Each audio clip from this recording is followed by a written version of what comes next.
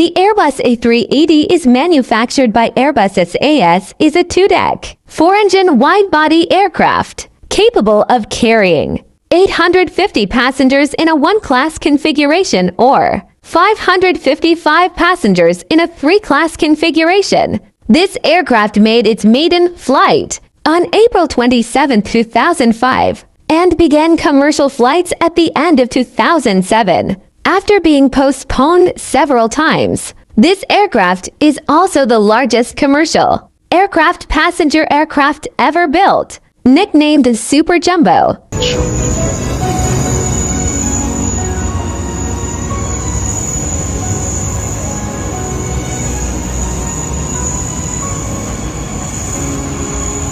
Ladies and gentlemen, this is your captain speaking. We'll be arriving at our destination shortly.